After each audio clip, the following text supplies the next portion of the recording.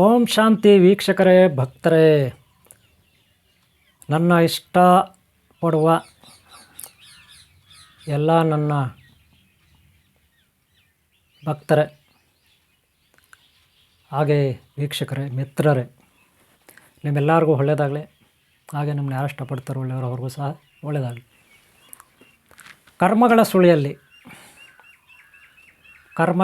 ಸುಳಿಯಲ್ಲಿ ಕರ್ಮಗಳಂದ್ರೇನು? ಒಳ್ಳೆಯದು ಇರುತ್ತೆ, ಕೆಟ್ಟದ್ದು ಇರುತ್ತೆ. ಅದರಲ್ಲಿ ಸಿಕ್ಕಾಕೊಬಿಟ್ರೆ ಒಂದು ಸುನಾಮಿನಲ್ಲಿ ಸಿಕ್ಕಾಕೊಬಿಟ್ಟಂಗೆ. ಏನರಲ್ಲಿ ಸುನಾಮಿ ಅಂದರೆ ಅದು ನೀವು ಟಿ ವಿಗಳಲ್ಲಿ ಅಲ್ಲಿ ನೋಡಿರೋರು ಗೊತ್ತಾಗುತ್ತೆ. ಈ ತಮಿಳ್ನಾಡು, ಮಂಗಳೂರು, ಬಾಂಗ್ಲಾದೇಶ, ವಿಶಾಖಪಟ್ಟಣಮ್ಮು, ಹಿಂದೂ ಮಹಾಸಾಗರ ಸುತ್ತಲೂ, ಹಾಗೆ ಬೇರೆ ದೇಶಗಳಲ್ಲಿ, ಈ ಜಪಾನ್ನಲ್ಲಂತೂ ತುಂಬ ಇದೆ. ಈ ಸುನಾಮಿನಲ್ಲಿ ಸಿಕ್ಕಾಕೊಬಿಟ್ರೆ ಮತ್ತು ಈಚೆ ಬರೋಕ್ಕೆ ಕಷ್ಟ. ಹಾಗೆ ಕಷ್ಟಗಳು ಅಂದರೆ ಏನಪ್ಪ? ಒಬ್ಬೊಬ್ರಿಗೆ ಒಂದೊಂದು ರೀತಿ ಕಷ್ಟಗಳಿದೆ. ಕರ್ಮ ಅಂತಾರಲ್ಲ, ಕರ್ಮ ಕಷ್ಟಗಳು ಅಂತಿರಲ್ಲ. ಕರ್ಮ ಅಂದರೆ ಎಲ್ಲ ಒಟ್ಟಿಗೆ ಸೇರಿ ಕೆಲಸ ಅಷ್ಟೇ, ಮಾಡಿದ ಫಲ ಅದಷ್ಟೇ. ಕರ್ಮ ಅಂದರೆ ಕೆಲಸ ಅಷ್ಟೇ. ಆದರೆ ಅದರಲ್ಲಿ ಸಿಕ್ಕಾಕೊಬಿಟ್ರೆ ಈಚೆ ಬರೋದಂಗೆ ಕೆಲವು ಮಾರ್ಗಗಳನ್ನು ನಾವು ಗುರುಗಳ ಹತ್ರ ಕಂಡುಕೋಬೇಕಾಗುತ್ತೆ. ಕಷ್ಟಗಳಿಗೆ ಸಿಕ್ಕಾಕೊಂಡಾಗ ಗುರುಗಳ ಹತ್ರ ನಾವು ಪರಿಹಾರ ಕಂಡ್ಕೋಬೇಕಾಗುತ್ತೆ. ಇಲ್ಲಿ ಎಲ್ಲರಿಗೂ ಕಷ್ಟಗಳಿದೆ. ಒಬ್ಬ ಕಳ್ತನ ಮಾಡ್ಬೇಕಾರೆ ಪಾಪ ಅವನೇನು ಸುಮ್ಮನೆ ಹೋಗಿದ ತಕ್ಷಣ ಎತ್ಕೊಂಬಂದ್ಬಿಡೋಕ್ಕಾಗುತ್ತಾ? ಕಳ್ತನ ಮಾಡೋದೇ ಕಷ್ಟ ಇದೆ ಅಂದಮೇಲೆ ಇನ್ನು ಕಷ್ಟಪಟ್ಟು ದುಡಿಯೋದು ಎಷ್ಟು ಕಷ್ಟ ಇಲ್ಲ ನೀವು ಹೇಳ್ರಿ. ಅಲ್ಲ, ಕಳ್ತನ ಮಾಡ್ಬೇಕಾರೆ ಅವನು ಎಷ್ಟೆಲ್ಲ ಪ್ಲ್ಯಾನ್ ಮಾಡ್ಕೋಬೇಕು. ಯಾವುದೋ ಒಂದು ಮನೆಯಲ್ಲಿ ಕಳ್ತನ ಮಾಡಬೇಕಾ, ಇಲ್ಲ ರೋಡಲ್ಲಿ ಹೋಗೋರು ಚೈನ್ ಕಿತ್ಕೋಬೇಕಾ? ಈ ರೋಡಲ್ಲಿ ಹೋಗ್ತಾಯಿರ್ತಾರೆ ಹೆಂಗಸರು ಕುತ್ತಿಗೆನಲ್ಲಿ, ಪಾಪ ಎಷ್ಟೋ ಕಷ್ಟಪಟ್ಟು ಪೈಸಾ ಕೂಡಿಟ್ಟು ಆ ಚೈನ್ ತಗೊಂಡಿರ್ತಾರೆ ಅವರು. ಒಂದು ಮಾಂಗಲ್ಯ ಚೈನ್ ತಗೊಳ್ಳೋಕ್ಕೆ ಎಷ್ಟೋ ವರ್ಷಗಳಾಗಿರುತ್ತೆ. ಮನೆ ಬಾಡಿಗೆ ಕಟ್ಕೊಂಡು, ಮಕ್ಕಳು ಸ್ಕೂಲ್ ಫೀಸ್ ಕಟ್ಕೊಂಡು, ತಂದೆ ತಾಯಿ ಅಥವಾ ಅಣ್ಣ ತಮ್ಮ ಇನ್ಯಾರೋ ಅವ್ರಿಗೆ ಪೇಷಂಟ್ಗಳಿರ್ತಾರೆ ಹಾಸ್ಪಿಟ್ಲ್ ನೋಡಿಕೊಂಡು ಕಷ್ಟಪಟ್ಟು ಅವ್ರಿಗೊಂದು ಚೈನು.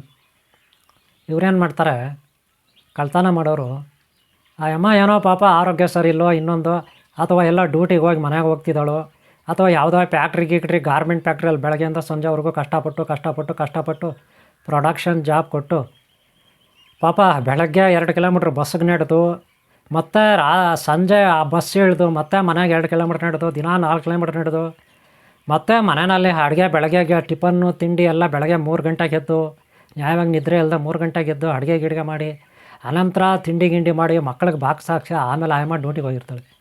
ಮತ್ತು ಸಂಜೆ ಪಾಪ ಬಂದು ಬೇಗನೆ ಯಾವಾಗ ಮನೆಗೆ ಹೋಗ್ತೀನಿ, ಮಕ್ಕಳು ಬಂದಿರ್ತಾರೆ ಅಂಥೇಳಿ ಮನೆಗೆ ಬಂದು ಏನೋ ಅಡುಗೆ ಗಿಡ್ಗೆ ಮಾಡಿ, ಮನೆಗಿನ ಪಾತ್ರೆ ಕ್ಲೀನ್ ಮಾಡಿ, ಮನೆ ಒರೆಸಿ ಕ್ಲೀನ್ ಮಾಡಿ, ಬಟ್ಟೆ ವಾಶ್ ಮಾಡಿ, ರಾತ್ರಿ ಮತ್ತೆ 7 ಗಂಟೆ 8ವರೆಗೆ ಅಡುಗೆ ಸ್ಟಾರ್ಟ್ ಮಾಡಿ, ಮತ್ತು ಅದು ಊಟ ಮಾಡಿ ಮಲಗೋಷ್ಟೊತ್ತಿಗೆ 12 ಗಂಟೆ ಆಗೋಗ್ತದೆ ರಾತ್ರಿ. ಇನ್ನು ನಿದ್ರೆ ಮಾಡೋದು ಎಷ್ಟು? 3 ಅವರ್. ನ್ಯಾಯವಾಗಿ ನಿದ್ರೆ ಇಲ್ಲದೆ ಪಾಪ ಹೊಟ್ಟೆಗೆ ಊಟ ತಿಂದೆ ಅಷ್ಟು ಕಷ್ಟಪಟ್ಟು ಒಂದು ಚೈನ್, ಮಾಂಗಲ್ಯ ಚೈನ್ ಸಂಪಾದನೆ ಮಾಡ್ಕೊತಾರೆ.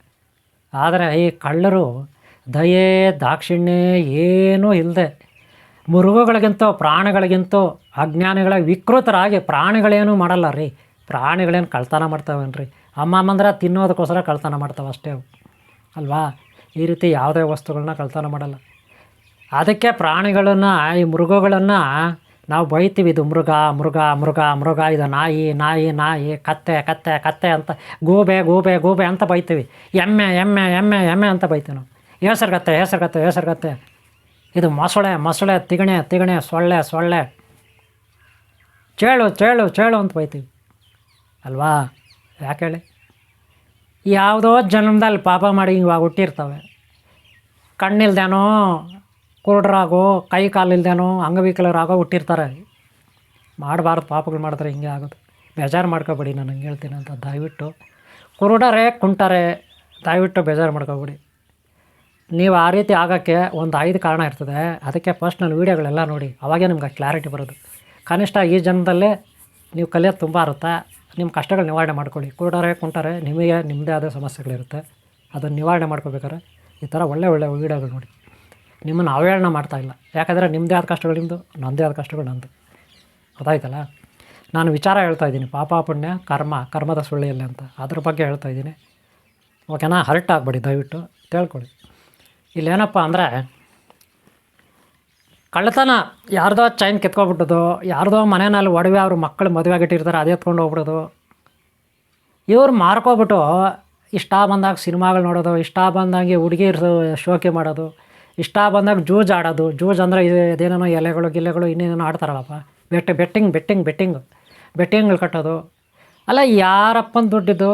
ಯಾರ್ದ ದುಡ್ಡು ಎಲ್ಲ ಮುಂಚಾತ್ರೆ, ಯಾರ್ದ ದುಡ್ಡು ಎಲ್ಲ ಮುಂಚಾತ್ರೆ, ಯಾರ್ದ ದುಡ್ಡು ಎಲ್ಲ ಮುಂಚಾತ್ರೆ ಅಲ್ವಾ? ಇವ್ರಿಗೇನಾಗಬೇಕು? ಮತ್ತು ಖಾಲಿ ಆಗೋವರೆಗೂ ಅದೇ. ಆಮೇಲೆ ಖಾಲಿ ಆಯ್ತಂದರೆ ಮತ್ತೆ ಕಳ್ತನ, ಮತ್ತೆ ಇನ್ಯಾರ ಮನೆಗೋ ನುಗ್ತಾರೆ, ಇನ್ಯಾರ್ದೋ ಚೈನ್ ಎತ್ತಾಕೊಂಡು ಹೋಗ್ತಾರೆ, ಇಲ್ಲ ಬಸ್ನಲ್ಲಿ ಪಿಕ್ ಪಾಕೆಟ್ ಮಾಡ್ತಾರೆ, ಇಲ್ಲ ಬಸ್ನಲ್ಲೇ ಕತ್ತರೆ ಹಾಕ್ತಾರೆ ಚೈನ್ಗಳಿಗೆ. ಅವು ಲೇಡಿ ಗ್ಯಾಂಗ್ಗಳಿರ್ತಾವಿಲ್ಲಿ, ಲೇಡಿ ಡಾನ್ಗಳು, ಲೇಡಿ ಕಿಲಾಡಿಗಳು, ಅವ್ರ ಜೊತೆಗೆ ಇವರು ಇಕ್ಕೊಬಿಟ್ಟಿರ್ತಾರೆ. ಏನಪ್ಪ ಇವ್ರಿಗೆಲ್ಲ ಯಾರು ಬುದ್ಧಿ ಕಲಿಸ್ತಾರೆ ಗೊತ್ತಿಲ್ಲ. ಈ ಪೊಲೀಸರ ಸರಿಯಾಗಿ ಇವ್ರಿಗೆಲ್ಲ ಟ್ರೀಟ್ಮೆಂಟ್ ಕೊಟ್ಟಿದ್ರೆ ಇವರೆಲ್ಲ ಹಿಂಗೆ ಮಾಡಲ್ಲ. ಅವ್ರು ಏನು ಮಾಡ್ತಾರೆ ಪೊಲೀಸವರು ಹೇಳಿ, ಅವ್ರಿಗೂ ಫುಲ್ ಬ್ಯುಸಿ. ಕಳ್ಳಕಾಕರೆ ಜಾಸ್ತಿ, ಕೊಲೆಗಾರರು ಜಾಸ್ತಿ, ವಂಚಕರು ಜಾಸ್ತಿ, ಟೇಷನ್ ತುಂಬೋ ಫುಲ್ ರಶ್, ಹೌಸ್ಫುಲ್ ಅಂತಾರಲ್ಲ, ಪೊಲೀಸ್ ಸ್ಟೇಷನ್ ಫುಲ್ಲು, ಜೈಲುಗಳು ಫುಲ್ಲು. ಅವ್ರಿಗೆ ಹೇಗೆ ತಲೆ ಕೆಟ್ಟೋಗಿರ್ತದೆ. ಅದಕ್ಕೆ ಈ ಸಣ್ಣ ಪಣ್ಣವ್ರನ್ನೆಲ್ಲ ಬಿಟ್ಬಿಡ್ತಾರೆ. ದುರಾದೃಷ್ಟ ಅಂದರೆ ಈ ಸಣ್ಣ ಪಣ್ಣವ್ರಿಂದನೇ ಜಾಸ್ತಿ ಕಿರಿಕಿರಿ. ಸಣ್ಣ ಪಣ್ಣ ಕಳ್ಳರು, ಸಣ್ಣ ಪಣ್ಣ ಪಿಕ್ ಪ್ಯಾಕೆಟ್ಗಳು ಮಾಡೋರು, ಇವರು ವಂಚನೆ ಮಾಡೋರು, ಆಫೀಸುಗಳಲ್ಲಿ ಹೆಣ್ಮಕ್ಳಿಗೆ ಹಿಂಸೆ ಕೊಡೋರು, ಆ ಗಂಡಸ್ರಿಗೂ ಅಷ್ಟೇ ಹಿಂಸೆ ಕೊಡೋರು ಮಾನಸಿಕವಾಗಿ. ಇವರೇ ನಿಜವಾಗ್ಲೂ ದೊಡ್ಡ ವಿಲನ್ಗಳು ಅಂತ ತಿಳ್ಕೊಬಿಡಿ. ಹಿಂಸೆ ಕೊಡೋರು, ಮಾನಸಿಕ ಹಿಂಸೆ, ದೈಹಿಕ ಹಿಂಸೆ ಕೊಡ್ತಾರೆ ಆಫೀಸುಗಳಲ್ಲಿ, ಮನೆಗಳಲ್ಲಿ, ಅಕ್ಕಪಕ್ಕ ಎಲ್ಲ. ಈ ಹಿಂಸೆನ ತಡ್ಕೊಳಕ್ಕಾಗಲ್ಲ, ಭಯಾನಕವಾಗಿರ್ತದೆ. ಇದೊಂದು ನರಕ. ಇದು ಮೊದಲು ಹೇಳ್ಬೇಕಂದ್ರೆ ಇಂಥವ್ರು ಟ್ರೀಟ್ಮೆಂಟ್ ಕೊಡಬೇಕು. ಆದರೆ ಈ ಪೊಲೀಸರು ಇಂಥವ್ರು ಮಾಡಲ್ವೇ? ಏನು ಮಾಡೋದು? ಆ ಕೇಸ್ ಕೊಡೋಕ್ಕೋದ್ರು, ಕಂಪ್ಲೇಂಟ್ ಕೊಡೋಕ್ಕೋದ್ರು ತಗೊಳ್ಳಲ್ಲ ಅವರು. ಹೋಗಪ್ಪ, ನಮಗೆ ಬೇಜಾನ್ ತಲೆ, ನಾವು ಈ ಸಣ್ಣ ಪಣ್ಣೆಲ್ಲ ಎತ್ಕೊಂಡು ಯಾಕೆ ಬರ್ತೀಯ ಅಂತಾರೆ. ನಮಗೆ ಸಣ್ಣ ಪಣ್ಣನೇ ದೊಡ್ಡದು. ಅದೇ ಪೊಲೀಸರು, ಲಾಯರ್ಗಳು, ಕೋರ್ಟ್ನಲ್ಲಿ ಜಡ್ಜ್ಗಳು ಇವರೆಲ್ಲ ಕಾನೂನು ಸುವ್ಯವಸ್ಥೆ ಕರೆಕ್ಟಾಗಿ ಇದ್ದಿದ್ರೆ ಇವತ್ತು ಸಮಾಜದಲ್ಲಿ ಈ ರೀತಿ ಕ್ರೈಮ್ ಆಕ್ಟಿವಿಟಿ ಹೆಚ್ಚಾಗಲ್ಲ. ಇವ್ರೇನು ಮಾಡ್ತಾರೆ, ಇದು ಸಣ್ಣದು ಅದು ಸಣ್ಣದು, ಇದೆಲ್ಲ ತರಬೇಡಿ, ನಮಗೆ ಗೊಡವೆಗೆ ಬೇಡಿ ಅಂತ ಈ ಪೊಲೀಸರು, ಲಾಯರ್ಗಳು, ಜಡ್ಜ್ಗಳು ಹೇಳ್ಕೊಬಿಡ್ತಾರೆ. ಸಣ್ಣ ವಿಚಾರ ಕ್ಷುಲ್ಲಕ ಕಾರಣಗಳನ್ನು ತರಬೇಡಿ, ಕ್ಷುಲ್ಲಕ ಕಾರಣಗಳನ್ನು ತರಬೇಡಿ ಅಂತಾರೆ. ನಿಜ ಹೇಳ್ಬೇಕಂದ್ರೆ ಕ್ಷುಲ್ಲಕ ಕಾರಣಗಳಿಂದನೇ ಸ್ಟಾರ್ಟ್ ಆಗೋದು ಕ್ರೈಮ್ಗಳು. ಇನ್ನೆಂಗೆ ಸ್ಟಾರ್ಟ್ ಆಗ್ತದೆ ನೀವೇ ಹೇಳಿ ಅಲ್ವಾ? ಇವೇ ಹೆಚ್ಚಾಗಿರ್ತಾವೆ ನೋಡಿ, ಕೊಲೆಗಳು, ಇನ್ನೊಂದು ಮತ್ತೊಂದು ಎಲ್ಲ ಕ್ಷುಲ್ಲಕ ಕಾರಣಗಳೇ ಅಲ್ವಾ? ಯಾರೊಬ್ಬ ₹1 ಚಿಲ್ಲರೆ ಕೊಡಲಿಲ್ಲ ಅಂದ್ಬಿಟ್ಟು ಬಾರ್ನಲ್ಲಿ ಕುಡಿದ್ಬಿಟ್ಟು ಜಗಳ ಆಗುತ್ತೆ. ಲಾಸ್ಟಿಗೆ ಬಾರ್ ಕ್ಯಾಶಿಯರ್ನೇ ಚಾಕು ಹಾಕಿ ಸಾಯಿಸಾಕ್ಬಿಟ್ಟಿರ್ತಾರೆ. ಬಾರು ಕ್ಯಾಶಿಯರ್ ಇರ್ತಾನಲ್ಲ, ಅವನು ₹1 ಚಿಲ್ಲರೆ ಕೊಡಲಿಲ್ವಂತೆ. ಇವರು ಸೇರ್ಕೊಬಿಟ್ಟು ಒಂದು 4 ಜನ ಅವನು ಹೊಡೆದು ಸಾಯಿಸಿ, ಬಾಟ್ಲಲ್ಲಿ ಹೊಡೆದು ಚುಚ್ಚಾಕ್ತಾರೆ, ಚಾಕನಲ್ಲಿ ಚುಚ್ಚಂಗೆ ಬಾಟ್ಲಲ್ಲಿ ಚುಚ್ಚಾಕ್ತಾರೆ, ಸಾಯಿಸಾಕ್ತಾರೆ. ಆಮೇಲೆ ಏನಾಗುತ್ತೆ, ಎಲ್ಲರೂ ಇವ್ರನ್ನ ಹಿಡಿದು ಜೈಲಿಗೆ ಹಾಕ್ತಾರೆ. ಆಮೇಲೆ ಕೊಳೆತಾರೆ ಜೈಲಲ್ಲಿ ಒಂದು 10-14 ವರ್ಷ. ಇದು ಕತೆ ಅಲ್ಲ. ಬೇಕಾ ₹1 ಅವ್ನು ಕೊಡಲಿಲ್ಲ ಅಂತ ಯಾಕಪ್ಪ ಜಗಳ ಆಡೋದು? ಏನೋ ಅಡ್ಜಸ್ಟ್ಮೆಂಟು, ಆಯ್ತು ಬಿಡು, ಚಿಲ್ಲರೆ ಅಲ್ವಾ, ಬಿಟ್ಟಾಕು, ಹೋಗ್ತಾ ಇರಬೇಕು ಅಲ್ವಾ? ಜಗಳಕ್ಕೆ ನಿಂತ್ಕೊಂಡ್ರೆ ಕೊಲೆ ಮಾಡೋದು, ಕೊಲೆ ಮಾಡಿ ಜೈಲಿಗೆ ಹೋಗೋದು, ಇದೆಲ್ಲ ಬೇಕಪ್ಪ? ಜೈಲಲ್ಲಿ ಅನುಭವಿಸೋದು ಬೇಕಾ? ಇದು ಲೈಫ್ ಹಾಳು ಮಾಡ್ಕೊಳ್ಳೋದು ಕರ್ಮ. ಹೋಗಲೇ ಇಲ್ಲಿ ಕಳ್ತನಗಳು ಮಾಡೋದು, ಹೆಣ್ಮಕ್ಳದ್ದು ಚೈನ್ ಕೀಳೋದು, ಪಿಕ್ ಪಾಕೆಟ್ ಮಾಡೋದು, ಇನ್ನೊಬ್ಬರು ಮನಸ್ಸು ನೋಯೋದು, ಹಿಂಸೆ ಮಾಡೋದು, ಇದೆಲ್ಲ ಬೇಕಾ? ಅವಶ್ಯಕತೆ ಇದೆಯಾ ಇದು? ಹೋಗಲೇ ಆಫೀಸುಗಳಲ್ಲಿ ಹೆಣ್ಮಕ್ಳು ಕೆಲಸಕ್ಕೆ ಬರ್ತಾರೆ, ಪಾಪ ತಂದೆ ತಾಯಿನ ಸಾಕಬೇಕು, ಅಣ್ಣ ತಮ್ಮ ತಂಗಿ ಯಾರೋ ಇರ್ತಾರೆ ಅವ್ರನ್ನ ಓದಿಸ್ಬೇಕು, ಇಲ್ಲ ಮಕ್ಕಳಿರ್ತಾರೆ ಅವ್ರನ್ನ ಓದಿಸ್ಬೇಕು, ಇಲ್ಲ ಗಂಡನಿಗೆ ಆರೋಗ್ಯ ಸರಿ ಇರಲ್ಲ, ವಿಧಿ ಇಲ್ಲದೆ ಅನಿವಾರ್ಯತೆ ಅಂದು ಇವ್ರು ಕೆಲಸಕ್ಕೆ ಬರ್ತಾಯಿರ್ತಾರೆ ಹೆಣ್ಮಕ್ಳು. ಎಲ್ಲ ಕಷ್ಟನ ಮರೆತು ಪಾಪ ಎಲ್ಲ ಕಷ್ಟನ ಹೃದಯದಲ್ಲೇ ಇಲ್ಲ ಮೈಯಲ್ಲಿ ಇಟ್ಕೊಂಡವರು ಕೈಯಲ್ಲಿ ಪ್ರಾಣ ಬಿಗಿಡ್ಕೊಂಡು ಆಫೀಸಿಗೆ ಬರ್ತಾರೆ. ಈ ಆಫೀಸ್ನಲ್ಲೇ ಮ್ಯಾನೇಜರು, ಸೂಪರ್ವೈಸರು, ಮತ್ತೊಬ್ಬನ PO ಈ ಹೆಣ್ಮಕ್ಳ ಮೇಲೆ ಕಣ್ಣಾಕೋದು, ಕೆಟ್ಟ ದೃಷ್ಟಿ. ಇವರಿಗೆ ಅವಳನ್ನು ಯಾವಾಗ ವಶ ಮಾಡ್ಕೋಬೇಕಂತ ಡೈಲಿ ಹಿಂಸೆ ಕೊಡೋದು. ಒಂಟಿಯಾಗಿ ಸಿಗ್ದಾಗ ಎಲ್ಲಂದ್ರಲ್ಲಿ ಹಿಂಸೆ ಕೊಡೋದು. ಏನೇನೋ ಕೆಟ್ಟ ಅಶ್ಲೀಲ ಭಾಷೆ, ಏನೇನೋ ಡೈಲಾಗುಗಳು, ಏನೇನೋ ರೂಟುಗಳು ಹಿಂಸೆ. ಇಲ್ಲಾಂದ್ರೆ ಕೆಲಸದಿಂದ ತೆಗೆದುಬಿಡ್ತೀನಿ, ನೀನು ಕೆಲಸ ಸರಿಯಾಗಿ ಮಾಡಲ್ಲ, ನೀನು ಹಂಗೆ ಮಾಡಲ್ಲ, ಹಿಂಗೆ ಅವ್ರಿಗೆ ಹಿಂಸೆ. ಈ ರೀತಿ ಎಲ್ಲ ಕಡೆ ಹಿಂಸೆ ಕೊಡ್ತಾರೆ ಹೆಣ್ಮಕ್ಳಿಗೆ. ಗೊತ್ತಾಯ್ತಲ್ಲ? ದಯವಿಟ್ಟು ಹೇಳ್ತೀನಿ ಹೆಣ್ಮಕ್ಳೇ, ನಿಮ್ಗೆ ಯಾರೂ ಸಪೋರ್ಟ್ ಮಾಡ್ತಾಯಿಲ್ಲ, ಈ ವಿಡಿಯೋ ನೀವು ನೋಡ್ತಾ ಇದ್ರಂದ್ರೆ ಅಂಥವ್ರು ಯಾರನ್ನ ನಿಮ್ಗೆ ಹಿಂಸೆ ಕೊಡ್ತಾಯಿದ್ರೆ ನಂದು ವಾಟ್ಸಪ್ ನಂಬರ್ ತಗೊಳ್ಳಿ, ನನಗೇಳಿ, ಸ್ವಲ್ಪ ನನಗೇಳಿ, ಯಾವುದೋ ಒಂದು ಮಂತ್ರ ಹಾಕಿಯೋ ಏನೋ ಮಾಡಿಯೋ ಅದು ಕಟ್ ಮಾಡಾಕ್ತೀನಿ, ಅದು ಇಲ್ದಂಗೆ ಮಾಡಿಬಿಡ್ತೀವಿ. ಅದು ಇಲ್ದಂಗೆ ಕ್ಯಾರೆಟ್ ಕಟ್ ಮಾಡ್ತೀವಲ್ಲ, ಸೌತೆಕಾಯಿ ಕ್ಯಾರೆಟ್ ಹಂಗೆ. ಗೊತ್ತಾಯ್ತಲ್ಲ? ಅಂಥ ಪಾಪಿಗಳು ಯಾರೇ ಇರಲಿ ಹೇಳಿ, ಕುಚಾದ್ರು ಕುತಂತ್ರಿಗಳು. ಸೌತೆಕಾಯಿ ಕ್ಯಾರೆಟ್ ಅಷ್ಟೇ, ಮುಲ್ಲಂಗಿ, ಮಂಗಳೂರು ಸೌತೆಕಾಯಿ ಅಷ್ಟೇ. ಗೊತ್ತಾಯ್ತಲ್ಲ? ಅದಕ್ಕೆ ಕರ್ಮ ಈ ಪಾಪಗಳು ಈ ರೀತಿ ಮಾಡ್ತಾರೆ. ಪಾಪಗಳು, ನಾನು ಬಲಾಢ್ಯ, ನನಗೆ ಬಲ ಇದೆ, ನನಗೆ ಅಧಿಕಾರ ಇದೆ ಅಂದ್ಬಿಟ್ಟು ಪಾಪಗಳು ಮಾಡ್ತಾರೆ. ಶಕ್ತಿ ಇದೆ, ನಾನು ಬುದ್ಧಿವಂತ, ನಾನು ಏನು ಬೇಕಾದ್ರೂ ಮಾಡ್ತೀನಿ ಅಂದ್ಬಿಟ್ಟು ಪಾಪಗಳು ಮಾಡ್ತಾರೆ. ಇನ್ನು ಕೆಲವರು ಅಧಿಕಾರಕ್ಕಾಗಿ ರಾಜಕೀಯದಲ್ಲಿರ್ಬೋದು, ಆಫೀಸುಗಳಲ್ಲಿರ್ಬೋದು, ಯಾವುದೋ ಡಿಪಾರ್ಟ್ಮೆಂಟ್ಗಳಿರ್ಬೋದು, ಅಧಿಕಾರಕ್ಕಾಗಿ ತನ್ನ ಪಕ್ಕದಲ್ಲಿರೋರಿಗೆ ಮೋಸ ಮಾಡ್ತಾರೆ, ಸ್ನೇಹಿತರಿಗೆ ಮೋಸ ಮಾಡ್ತಾರೆ. ಬೆಳಗ್ಗೆ ಮಧ್ಯಾಹ್ನ ಸಂಜೆ ತಿಂಡಿ ಕೊಟ್ಟು ಊಟ ಕೊಟ್ಟವ್ರಿಗೆ ಮೋಸ ಮಾಡ್ತಾರೆ. ಪಾಪ ಇವ್ರು ಊಟಕ್ಕೆ ಇರಲ್ಲ, ಸಾಯ್ತಿರ್ತಾರೆ, ಖರ್ಚಿಗೆ ಇರಲ್ಲ, ಸಾಯ್ತಿರ್ತಾರೆ. ಇಂಥವ್ರಿಗೆ ಯಾರೋ ಒಬ್ಬ ಫ್ರೆಂಡು, ಹೆಣ್ಣೋ ಗಂಡೋ ಜೊತೆಲಿರೋರು ಸಹಾಯ ಮಾಡ್ತಾರೆ. ಏನೋ ನಮ್ಮ ಫ್ರೆಂಡು ಊಟಕ್ಕೆ ಇಲ್ಲ, ಏನೋ ನಮ್ಮ ಫ್ರೆಂಡು ಖರ್ಚಿಗಿಲ್ಲ, ಏನೋ ನಮ್ಮ ಫ್ರೆಂಡು ಕಷ್ಟದಲ್ಲಿದ್ದಾನೆ ಅಂದ್ಬಿಟ್ಟು ಸಹಾಯ ಮಾಡ್ತಾರೆ ಕೆಲವರು. ಕೊನೆಯಲ್ಲಿ ಅವ್ರಿಗೆ ಪ್ರಮೋಷನ್ ಆಗುತ್ತೆ.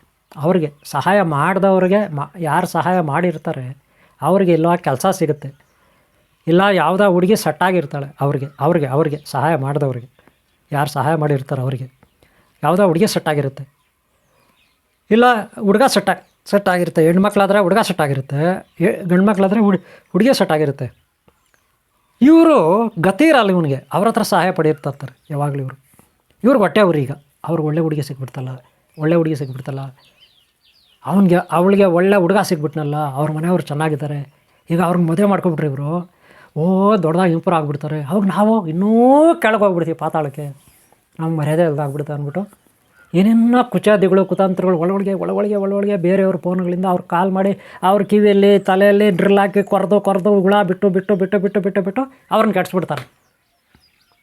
ಅವ್ರನ್ನ ಮದುವೆ ಮಾಡ್ಕೊಂಡ್ರೆ ನಿಮ್ಗೆ ಒಳ್ಳೆದಾಗಲ್ಲ, ಅವ್ರ ಜಾತಕ ಸರಿಯಿಲ್ಲ, ಅವ್ರು ನೋಡೋಕೆ ಬಂದಾರೆ ಆಕ್ಸಿಡೆಂಟಾಗಿ ಸುತ್ತೋದ್ರು, ಎಷ್ಟೋ ಜನ ಅವ್ರು ನೋಡೋಕೆ ಬಂದಾರೆ ಹಿಂಗಾಗೋದ್ರು, ಅವರು ಸರ್ವನಾಶ ಆಗಿಬಿಟ್ರು. ಕೆಲವರು ಶ್ರೀಮಂತರು ಬಂದಿದ್ದರು ಇವ್ರನ್ನ ನೋಡೋಕ್ಕೆ, ಇವ್ರನ್ನ ನೋಡಿದ್ದಾದಮೇಲೆ ಮದುವೆ ಎಲ್ಲ ಫಿಕ್ಸು ಆಗಿತ್ತು, ಆಮೇಲೆ ದರಿದ್ರ ಆಗೋಯ್ತು, ಅವ್ರಿಗೆ ಸರ್ವನಾಶ ಆಗೋಗ್ಬಿಟ್ರು, ಸತ್ತಾಗ್ಬಿಟ್ರು, ಆಕ್ಸಿಡೆಂಟ್ ಆಗೋಯ್ತು, ರೋಗಗಳು ಬಂದ್ಬಿಟ್ಟು ಹಿಂಗೆಲ್ಲ ಭಯ ಹಾಕ್ಸ್ಬಿಡ್ತಾರೆ. ಪಾಪ ಅವರು ಒಳ್ಳೆಯವರೇ, ಇವ್ರದ್ದೆಲ್ಲ ಕೇಳಿಸ್ಕೊಳ್ಳೋ ಮಟ್ಟದಲ್ಲಿ ಅವ್ರು ಇರಲ್ಲ. ಆದರೂ ಇವರು ಹೇಳಿ ಅವ್ರ ಮೈಂಡಲ್ಲಿ ರೆಕಾರ್ಡ್ ಆಗೇ ಹುಳ ಬಿಟ್ಬಿಟ್ಟು ಅವ್ರ ತಲೆ ಕೆಟ್ಟೋಗ್ತದೆ. ಅವ್ರು ಕ್ಯಾನ್ಸಲ್ ಮಾಡ್ಕೊಬಿಡ್ತಾರೆ. ಅಯ್ಯೋ ನಮ್ಗೆ ಇವ್ರ ಸಮಸ್ಯೆನೇ ಬೇಡಪ್ಪ, ಹಿಂಗೆಲ್ಲ ಮದುವೆ ಮಾಡ್ಕೊಂಡ್ರೆ ಹಿಂಗೆ ಕಷ್ಟ ಆಗುತ್ತೆ ಅಂದ್ಬಿಟ್ಟು. ನೋಡ್ರಿ ಹಿಂಗೆ ತಪ್ಪಿಸ್ಬಿಡ್ತಾರೆ ಈ ಕಳ್ಳರು ಗುಮ್ಮರು. ಅಲ್ಲ, ಇವ್ರು ಸಹಾಯ ಪಡೆಯೋದು ಇವ್ರ ಹತ್ರನೇ, ಟಿಫನ್ಗೆ ದುಡ್ಡಿಲ್ಲ ಇವ್ರ ಹತ್ರನೇ, ತಿಂಡಿಗೆ ದುಡ್ಡಿಲ್ಲ ಇವ್ರ ಹತ್ರನೇ, ಒಂದು ಟೀ ಕುಡಿಯೋಕ್ಕೂ ದುಡ್ಡಿಲ್ಲ ಇವ್ರ ಹತ್ರನೇ, ಶೇವಿಂಗ್ ಕಟಿಂಗ್ ಮಾಡ್ಕೊಳ್ಳೋಕ್ಕೂ ಇವ್ರ ದುಡ್ಡೇ, ಬಟ್ಟೆ ಕೂಡ ಇವ್ರ ದುಡ್ಡೇ, ಎಲ್ಲ ಇವ್ರದ್ದೇ. ಇವ್ರ ಹತ್ರನೇ ಸಹಾಯ ಪಡೆದು ಇವ್ರ ಹತ್ರನೇ ತಿಂದುಂಡು ಇವ್ರಿಗೆ ಗೊತ್ತಿಲ್ದರೇ ಇವ್ರಿಗೆ ಆಗೋ ಒಳ್ಳೆ ಕೆಲಸಗಳನ್ನ ಒಂದು ಸೈಟ್ ಕೊಂಡ್ಕೊಳ್ಳಿ, ಒಂದು ಮನೆ ಕಟ್ಟಲಿ, ಇನ್ನೊಂದು ಮಾಡಲಿ ಏನೋ ಒಂದು ಹೇಳ್ಬಿಡ್ತಾರೆ. ಅಯ್ಯೋ ನೀನು ಸೈಟ್ ತೊಗೊಂಡೆ ನನಗೆ ಹೊಟ್ಟೆನೋ ಬಂದ್ಬಿಡ್ತು, ಅಯ್ಯೋ ನೀನು ಸೈಟ್ ತೊಗೊಂಡೆ ನನಗೆ ಜ್ವರ ಬಂದ್ಬಿಡ್ತು, ಅಯ್ಯೋ ಮಲ್ಕೊಬಿಟ್ಟಿದ್ದೀನಿ, ಹಾಸ್ಪಿಟ್ಲಲ್ಲಿ ಅಡ್ಮಿಟ್ ಆಗಿಬಿಡ್ತಾರೋ ಇಲ್ಲ ಮನೇಲಿ ಮಲ್ಕೊಬಿಡ್ತಾರೋ ಗೊತ್ತಿಲ್ಲ, ಹೇಳೋಕ್ಕಾಗಲ್ಲ, ಕೂತ್ಕೊಳ್ಳೋಕ್ಕಾಗಲ್ಲ. ಪಾಪ ಇವನೇನೋ ಫ್ರೆಂಡು ಅಂತ ಹೋಗ್ತಾನೆ, ನಮ್ಮ ಫ್ರೆಂಡು ಅವಳು ಸರಿಯಿಲ್ಲ, ಪಾಪ ಮೈ ಸರಿಯಿಲ್ಲ, ಏನೋ ಹೆಚ್ಚು ಕಮ್ಮಿ ಆಗಿದೆ ಅಂತ ಇವ್ರು ಹೋಗ್ತಾರೆ. ಹೋದ್ರೆ ಏನಾಗುತ್ತೆ, ಕಣಯ್ಯ ನೀನು ಸೈಟ್ ತೊಗೊಂಡೆಲ್ಲ ಅವಾಗಿಂದ ನನಗೆ ಕಾಯಿಲೆ ಬಂದುಬಿಟ್ಟಿದೆ, ನೀನು ಸೈಟ್ ತೊಗೊಂಡಂಗಿಲ್ಲ ಮನೆ ಕಟ್ಬೇಕಂತ ಹೋದೆಲ್ಲ ಅವಾಗಿಂದ ನಂಗೆ ಕಾಯಿಲೆ ಬಂದುಬಿಟ್ಟಿದೆ, ಅದು ಯಾಕೋ ಸರಿ ಇಲ್ಲ ಅನಿಸುತ್ತೆ, ಅಲ್ಲಿನ ವಾಸ್ತು ಸರಿ ಇಲ್ಲ ಅನಿಸುತ್ತೆ, ಏನೇನೋ ಹೇಳ್ಬಿಡೋದು. ನನಗೆ ಗೊತ್ತಿರೋ ಹಾಗೆ ನೀನು ಸೈಟ್ ಮಾರ್ಬಿಡು, ನನಗೆ ಕಾಯಿಲೆ ಬಂತು ಇದಾಯಿತು ಅಂದರೆ ನಿಮ್ಗೆ ಏನೆಲ್ಲ ಕಷ್ಟಗಳು ಬರುತ್ತೆ ಅಂತ ಫಿಟ್ಟಿಂಗ್ ಇಟ್ಬಿಡ್ತಾರೆ. ಅಂದರೆ ಮನೆ ಕಟ್ಟೋದು ಸೈಟ್ ತಗೊಳ್ಳೋದು ತಪ್ಪಿಸ್ಬಿಡ್ತಾರೆ, ಇಲ್ಲ ಫ್ಯಾಕ್ಟ್ರಿ ಕಟ್ಟೋದು ಇನ್ನೇನೋ ಮಾಡೋದು ತಪ್ಪಿಸ್ಬಿಡ್ತಾರೆ. ಯಾರು ಇವರೇ ಪಕ್ಕದಲ್ಲಿರೋರೆ, ಅವ್ರು ಯಾರಾದರೂ ಇರ್ಬೋದ್ರಿ, ಅಣ್ಣ ಇರಲಿ, ತಂಗಿ ಇರಲಿ, ಭಾವ ಇರಲಿ, ಇನ್ನೊಬ್ಬ ಇರಲಿ, ಅಕ್ಕಪಕ್ಕ ಮನೆಯವರು ಇರಲಿ, ಫ್ರೆಂಡ್ಸ್ ಇರಲಿ, ಇನ್ನೊಬ್ರು ಇರಲಿ, ಮತ್ತೊಬ್ರು ಇರಲಿ, ಒಟ್ಟಿನಲ್ಲಿ ನೀವು ಉದ್ಧಾರ ಆಗಬಾರ್ದು ಅಷ್ಟೇ ಅವ್ರ ದೃಷ್ಟಿ. ಅಷ್ಟಕ್ಕೆ ಏನು ಬೇಕೋ ಅಷ್ಟು ಕತೆ, ಏನು ಬೇಕೋ ಅಷ್ಟು ಹುಳ. ಇವ್ರ ಕಾಟ ಒಂದು ಕಡೆ ಇರಲ್ರಿ, ಇನ್ನೂ ಬೇರೆ ಶತ್ರುಗಳ ಕಾಟನೂ ಇರುತ್ತೆ. ಒಟ್ಟಿನಲ್ಲಿ ಇವರೆಲ್ಲ ಪಾಪಿಗಳೇ. ಈ ರೀತಿ ಮೋಸ ವಂಚನೆ ವಿಶ್ವಾಸ ದ್ರೋಹ, ಅನ್ನ ಹಾಕ್ದವ್ರಿಗೆ ಎರಡು ಬಗೆದು ಇವೆಲ್ಲ ಮಾಡಿ ಪಾಪಗಳು ಕಟ್ಕೊಬಿಡ್ತಾರೆ. ಲಾಸ್ಟಿಗೆ ಏನಾಗ್ತಾರೆ ಗೊತ್ತಾ, ಇವ್ರ ಜೀವನನೇ ಅಷ್ಟೇ, ಇವ್ರು ಉದ್ಧಾರ ಆಗಲ್ಲ ಯಾವತ್ತೂ ಉದ್ಧಾರ ಆಗಲ್ಲ. ಜೀವನ ಪರ್ಯಂತ ಹಿಂಗೆ ಎದ್ದು ಲಾಸ್ಟ್ಗೆ ಯಾವುದೋ ರೋಗಗಳು ಬಂದು, ಲಾಸ್ಟಿಗೆ ಒಳ್ಳೆ ಸ್ನೇಹಿತರನ್ನು ಇವ್ರು ಕಳ್ಕೊಂಡು, ಬರಬಾರ್ದು ರೋಗಗಳು ಬಂದು, ಬರಬಾರ್ದು ಕಷ್ಟಗಳು ಬಂದು, ಇಲ್ಲಿ ಆಕ್ಸಿಡೆಂಟಾಗಿ ಕೈ ಕಾಲು ಮುರ್ಕೊಂಡು ಇವ್ರು ಏನೆಲ್ಲ ಸುಳ್ಳಲ್ಲಿರ್ತಾರೆ ಅದೇ ಇವ್ರಿಗೆ ರಿಟರ್ನ್ ಆಗಿಬಿಡ್ತದೆ, ಕರ್ಮ ವಾಕರ್ಸ್ಕೊಬಿಡುತ್ತೆ. ಆಮೇಲೆ ಯಾರೇನು ಮಾಡೋಕ್ಕಾಗುತ್ತೆ, ವಾಕರ್ಸ್ಕೊಂಡು ಲಾಸ್ಟಲ್ಲಿ ಕೊಳ್ತು ಅದೇ ಕಷ್ಟಗಳನ್ನು ನರಕ ಅನುಭವಿಸಿ ಸತ್ತು ಹೋಗ್ತಾರೆ. ಎಲ್ಲಾದರೂ ಹಾಳಾಗೋಗ್ಲಿ, ಸತ್ತು ಹೋದ್ರ ಹಂಗೆ ಇರಲ್ಲ ಇವರು, ಸತ್ತೋದ್ಮೇಲೆ ಹಂಗೆ ಇರಲ್ಲ ಇವ್ರ ಆತ್ಮ. ದುರಾತ್ಮ ಏನಾತ್ಮ? ದುರಾತ್ಮ ಇದು ಮತ್ತೆ ನಾಯಿ ಆಗಿಬಿಟ್ಟುತ್ತೋ, ಕತ್ತೆ ಆಗಿಬಿಟ್ಟುತ್ತೋ, ಪಡಬಾರ್ದು ಬಾಧೆಗಳು ಪಡುತ್ತೋ, ಇಲ್ಲ ಗೂಬೆ ಆಗಿಬಿಟ್ಟುತ್ತೋ, ಪಡಬಾರ್ದು ಕಾಗೆ ಆಗಿಬಿಟ್ಟುತ್ತೋ, ಗರಡ ಆಗಿಬಿಟ್ಟುತ್ತೋ, ಇಲ್ಲ ಚೇಳಾಗ್ಬಿಟ್ಟುತ್ತೋ, ತಿಗಣೆ ಆಗ್ಬಿಡ್ತಾರೋ ಇವ್ರು ಗೊತ್ತಿಲ್ಲ. ಇವ್ರು ಹುಟ್ತಾರೆ ಒಟ್ಟಿನಲ್ಲಿ ದರಿದ್ರ, ದಟ್ಟ ದರಿದ್ರ ಕುಟುಂಬಗಳಲ್ಲಿ ಹುಡ್ತಾರೋ. ಅತಿ ಕೀಳು ಜಾತಿ ಅಂತಿರಲ್ಲ, ನೀವು ಯಾವುದೋ ಕೀಳು ಜಾತಿ, ಅತಿ ಕೀಳು ಜಾತಿ ಇರ್ತದಲ್ಲ ಈ ಜಗತ್ತಿನಲ್ಲಿ, ಯಾವುದೋ ಅಂತ ಗೊತ್ತಿಲ್ಲ ನನಗೆ. ಜಾತಿ ಭೇದ ಇಲ್ಲ, ನೀವೆಲ್ಲ ಅನ್ಕೊತಿರಲ್ಲ ಕೀಳು ಜಾತಿ ನನ್ನ ಮಗ, ಕೀಳು ಜಾತಿ ನನ್ನ ಮಗಳು ಅಂತ. ನನಗೆ ಗೊತ್ತಿಲ್ಲ ಅದು. ನನಗೆ ಗೊತ್ತಿರಾಗೆ ಕೀಳು ಜಾತಿ ಅಂದರೆ ಯಾರು ಅನಿಷ್ಟ ಮುಂಡವೋ, ದರಿದ್ರ ಮುಂಡವೋ, ಪಾಪಿಗಳು, ಅವ್ರದ್ದು ಕೀಳು ಜಾತಿ ಅಂತ. ಒಳ್ಳೆಯವ್ರದ್ದಲ್ಲ. ಒಳ್ಳೆಯವ್ರು ಯಾವಾಗೂ ಮೇಲ್ಜಾತಿಯವರು ಅಂತ ಹೇಳ್ಕೊಳ್ಳಿ. ಇಲ್ಲಿ ಜಾತಿ ಧರ್ಮ ಬೇಡ. ಒಳ್ಳೆಯವ್ರು ಯಾವಾಗೂ ಮೇಲ್ಜಾತಿ, ಕೆಟ್ಟವ್ರು ಯಾವಾಗೂ ಕೀಳು ಜಾತಿ, ಹಂಗೆ ಎರಡೇ ಜಾತಿ ಅಂದ್ಕೊಳ್ಳಿ. ಮೇಲ್ಜಾತಿ ಕೀಳು ಜಾತಿ ಅಂದರೆ ಯಾವುದು? ಒಳ್ಳೆಯವರೆಲ್ಲ ಮೇಲ್ಜಾತಿ, ಕೆಟ್ಟವರೆಲ್ಲ ಕೀಳು ಜಾತಿ, ಹಂಗೆ ತಿಳ್ಕೊಬಿಡಿ. ಇವರು ಕೀಳು ಜಾತಿ ಮುಂಡವು. ಲಾಸ್ಟ್ಗೆ ಏನಾಗುತ್ತೆ? ಸತ್ತೋಗ್ತಾರೆ, ಮತ್ತೆ ಹುಡ್ತಾರೆ. ಆ ಪ್ರಾಣಿ ಈ ಪ್ರಾಣಿ ಆಗಿ ಅನುಭವಿಸಿ ಗೊತ್ತಲ್ಲ ನಿಮಗೆ. ಹಾಗೆ ಪ್ರಾಣಿಗಳಾಗಿ ಅನುಭವಿಸಿ ಮನುಷ್ಯರ ಕೈಗಳಿಗೆ ಮತ್ತೆ ಇವರು ಅಧೀನರಾಗಿ ಗುಲಾಮರಾಗಿ ಲಾಸ್ಟ್ಗೆ ಯಾವುದೋ ಒಂದು ಕಾಲಕ್ಕೆ ಮತ್ತೆ ಮನುಷ್ಯ ಜನ್ಮ ಸಿಗುತ್ತೆ. ಅವಾಗೂ ಯಾವುದು ಅತೀ ಬಡ ಪಾಯಿ ದಟ್ಟ ದರಿದ್ರ ಕುಟುಂಬದಲ್ಲಿ ಹುಡ್ತಾವೆ. ದಟ್ಟ ದರಿದ್ರ ಸಂಸ್ಕಾರನೇ ಇರಲ್ಲ ಅಂಥ ಕುಟುಂಬದಲ್ಲಿ ಹುಡ್ತಾವೆ. ಮತ್ತು ಅದೇ ಬುದ್ಧಿನೇ ಇವರಿಗೆ. ಇನ್ನೇನು ಮಾಡ್ತವೆ? ಹಂಗೆ ಹುಟ್ಟಿ ಯಾವುದೋ ಒಂದು ಕಾಲಕ್ಕೆ ಅವ್ರು ಒಳ್ಳೆ ಬುದ್ಧಿ ಬಂದರೆ ಆಮೇಲೆ ಯಾವುದೋ ಒಂದು ಒಳ್ಳೆ ಫ್ಯಾಮ್ಲಿಯಲ್ಲಿ ಹುಟ್ಬೋದು ಅಷ್ಟೇ. ಅವರು ಸಂಸ್ಕಾರ ಇರೋ ಫ್ಯಾಮ್ಲಿಯಲ್ಲಿ ಹುಟ್ಬೋದು, ಇಲ್ಲ ಅಂದರೆ ಅಷ್ಟೇ. ಈಗ ಇವ್ರಿಗೆ ಕಿಡ್ನಿ ಫೈಲರ್ ಆಗುತ್ತೋ, ಲಿವರ್ ಫೈಲರ್ ಆಗುತ್ತೋ, ಮೆದುಳು ಕೆಟ್ಟಾಗುತ್ತೋ, ಕೈ ಕಾಲು ಹೋಗುತ್ತೋ, ಏನಾಗುತ್ತೋ ನನಗೆ ಗೊತ್ತಿಲ್ಲ. ಸೆಕ್ಸ್ ಪ್ರೈವೇಟ್ ಪಾರ್ಟ್ಸ್ ಪ್ರಾಬ್ಲಮ್ಮು, ಒಟ್ಟಿನಲ್ಲಿ ದಾರಿದ್ರ ಹೊಸ್ಕೊಂಡಿರುತ್ತೆ ಇವ್ರಿಗೆ. ಒಂದಲ್ಲ ರೋಗ, ಒಂದಲ್ಲ ಸಾಲದ ಬಾಧೆ, ಒಂದಲ್ಲ ದರಿದ್ರ ಬಾಧೆ, ಶತ್ರುಗಳ ಬಾಧೆ, ಏನೇನೋ ಒಕರ್ಸ್ಕೊಬಿಟ್ಟಿರುತ್ತೆ. ಇದು ಒಂದು ರೀತಿಯಲ್ಲಿ ಪಾಪ. ಕರ್ಮ ಇಸ್ ರಿಟರ್ನ್ ಒಂದು ರೀತಿಯಲ್ಲಿ ನಾನು ಹೇಳಿದ್ದು. ಅಂದರೆ ಅವರೇ ಪಾಪಗಳು ಮಾಡಿ ದುರಾಂಕಾರ ಪಟ್ಟು ಗುರುದ್ರೋಹ, ಗುರುಗಳಿಗೆ ಕೆಟ್ಟ ಕಾಮೆಂಟ್ಗಳು ಮಾಡಿ, ಕೆಟ್ಟದಾಗ ಅವ್ರ ಬಗ್ಗೆ ಅವಹೇಳನ ಮಾಡ್ಕೊಂಡು ಅವ್ರ ಹತ್ರ ಇವ್ರ ಹತ್ರ ಹೇಳಿ ಹಿಂಗೆ ಮಾಡಿ ನಾನೇ ಅಹಂಕಾರಿ, ನಾನೇ ಎಲ್ಲ ಗೊತ್ತು, ನನ್ನ ಬುದ್ಧಿವಂತ, ನಾನು ಹಂಗೆ ಹಿಂಗೆ ಅಂತ ಗುರುಗಳಿಗೆ ಅವ್ರಿಗೆ ಏಕವಚನದಲ್ಲಿ ಮಾತಾಡ್ತಾರಲ್ಲ. ಅನ್ನ ತಿನ್ನೋ ಬಾಯಲ್ಲಿ ಹೊಲಸು ಮಾತಾಡ್ತಾರಲ್ಲ. ಹೊಲಸು ಮಾತಾಡೋದು ಯಾರು? ಹೊಲಸು ತಿನ್ನೋರೇ ಹೊಲಸು ಮಾತಾಡೋದು. ಅನ್ನ ತಿನ್ನೋರು ಯಾವಾಗೋ ಒಳ್ಳೆದನ್ನೇ ಮಾತಾಡ್ತಾರೆ ಅಲ್ವಾ? ಎರಡೇ ಇರುತ್ತೆ ಇಲ್ಲಿ. ಹೊಲಸು ತಿನ್ನೋರು ಹೊಲಸು ಮಾತಾಡ್ತಾರೆ, ಅನ್ನ ತಿನ್ನೋರು ಅನ್ನ ಒಳ್ಳೇದು ಮಾತಾಡ್ತಾರೆ ಅಲ್ವಾ? ಅಷ್ಟೇ. ಇವರು ಒಂದು ಟೈಪು ದುರಾಂಕಾರಕ್ಕೆ ತಕ್ಕ ಶಿಕ್ಷೆಗಳಾಗುತ್ತೆ. ಕೆಟ್ಟ ಪ್ರಾಣಿಗಳಾಗಿ ಹುಡ್ತಾರೆ, ಕೆಟ್ಟ ಕುಟುಂಬಗಳಲ್ಲಿ ಹುಡ್ತಾರೆ, ದರಿದ್ರ ಕುಟುಂಬಗಳಲ್ಲಿ. ಇವ್ರದ್ದು ಒಂದು ಟೈಪು. ಮತ್ತೆ ಬುದ್ಧಿ ಕಲಿತಾರೋ ಇಲ್ಲ ಗೊತ್ತಿಲ್ಲ. ಅದು ಎಷ್ಟು ಜನ್ಮ ಎತ್ತಾರೋ ಅದು ಗೊತ್ತಿಲ್ಲ. ಎಷ್ಟು ನರ್ಕಗಳು ನೋಡ್ತಾರೋ ಗೊತ್ತಿಲ್ಲ. ಕರ್ಮ ಅಂತ ಅವ್ರು ಸುತ್ಕೊಂಡಿರುತ್ತೆ. ಓಕೆನಾ? ಇದು ಒಂದು ಟೈಪ್. ಇನ್ನೊಂದು ಟೈಪ್ ಇದೆ ಪಾಪ. ಈಗ ಒಳ್ಳೆಯವ್ರಿಗೆ ಕೈ ಕಾಲು ಆಕ್ಸಿಡೆಂಟ್ ಆಗಿ ಇನ್ನೊಂದಾಗಿ ಆಗಿರುತ್ತೆ. ಪಾಪ ಅವ್ರು ಒಳ್ಳೆಯವರೇ. ಪಾಪ ಅವ್ರು ಯಾರು ತಂಟೆಗೆ ಹೋಗಲ್ಲ, ಯಾರಿಗೂ ಮೋಸ ಮಾಡಲ್ಲ, ವಂಚನೆ ಮಾಡಲ್ಲ. ಅವ್ರಿಗೆ ಆಕ್ಸಿಡೆಂಟ್ ಆಗಿಬಿಡುತ್ತೆ. ಇವ್ರ ಕತೆ ಹೆಂಗೆ ಸ್ವಾಮಿ ಗುರುಗಳೇ ಅಂತೀರ? ಹೌದು, ಹೇಳ್ತೀನಿ.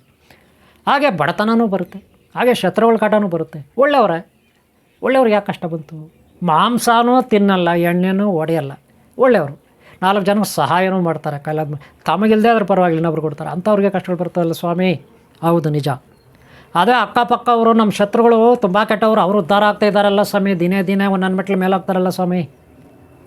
ಹೊಸ ಸೈಕಲ್ ತಗೊಳ್ತಾರೆ ಅವ್ರ ಮಕ್ಕಳಿಗೆ, ಹೊಸ 2 ವೀಲರ್ ತಗೊಳ್ತಾರೆ ಅವ್ರ ಮಕ್ಕಳಿಗೆ, ಹೊಸ ಕಾರ್ ತಗೊಳ್ತಾರೆ. ಅಲ್ಲಿ ಸೈಟು, ಇಲ್ಲಿ ಸೈಟು, ಅಲ್ಲಿ ಮನೆ, ಇಲ್ಲಿ ಮನೆ, ಬಾಡಿಗೆ ಮನೆಗಳು ಕಟ್ಟಿ ಬಾಡಿಗೆ ಕೊಡ್ತಾರೆ. ಬೇಜಾನ್ ದುಡ್ಡು. ಲಕ್ಷ್ಮಿ ಧನಲಕ್ಷ್ಮಿ, ಅಷ್ಟೈಶ್ವರ್ಯ ಲಕ್ಷ್ಮಿ ಅವ್ರು ಹೊಲ್ಬಿಟ್ಟಿದ್ದಲ್ಲ ಸ್ವಾಮಿ.